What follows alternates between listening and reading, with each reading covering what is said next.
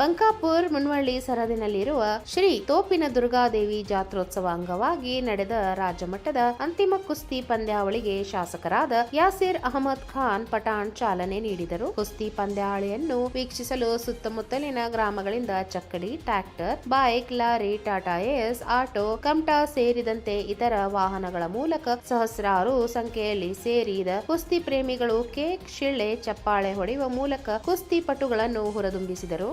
ಅಂತಿಮ ಪಂದ್ಯಕ್ಕೆ ಬಿಜಾಪುರ ರಾಮಚಂದ್ರ ಡುಮಕ್ನಾಳ್ ಹಾಗೂ ಪುಣೆ ವಿಶಾಲ್ ಬೆಳಕೆ ಕಣ್ಕಿಳಿದಾಗ ಕುಸ್ತಿ ಪ್ರೇಮಿಗಳ ಹರ್ಷೋದ್ಗಾರ ಮುಗಿಲು ಮುಟ್ಟಿತು.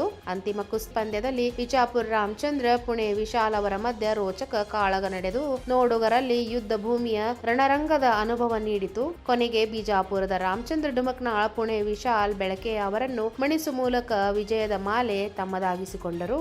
ನಂತರ ಜಾತ್ರೋತ್ಸವದ ಸಮಿತಿಯವರು ಬಿಜಾಪುರದ ರಾಮಚಂದ್ರ ಹಾಗೂ ಪುಣೆ ವಿಶಾಲ್ ಅವರಿಗೆ ಗದೆ ಹಾಗೂ ನಗದು ಬಹುಮಾನ ಪ್ರಶಸ್ತಿ ಪತ್ರ ನೀಡಿ ಸನ್ಮಾನಿಸಿದರು. ಈ ಸಂದರ್ಭದಲ್ಲಿ ಸೇವಾ ಸಮಿತಿಯ ನ್ಯಾಯವಾದಿ ಬಸವರಾಜ್ ಕೂಲಿ, ಗಂಗಾಧರ್ ಪೂಜಾರ್, ಉಮೇಶ್ ಅಂಗಡಿ, ಗದಗಿಯ ಹಿರೇಮಠ್, ಶಂಭುಲಿಂಗಪ್ಪ ಆಜೂರ್, ಸೋಮನಗೌಡ ಪಾಟೀಲ್, ಪ್ರಕಾಶ್ ಹಂಡೆ, ಸಿದ್ದಯ್ಯ ಹಿರೇಮಠ್, ಬಾಬುಗೌಡ್ರ ಪಾಟೀಲ್, ಗುರುಪಾದಪ್ಪ ಕ್ಯೂಡನ್ನವರ್, ವೀರಬಸಪ್ಪ ಭಂಗಿ ಸೇರಿದಂತೆ ಮತ್ತಿತರರು ಉಪಸ್ಥಿತರಿದ್ದರು.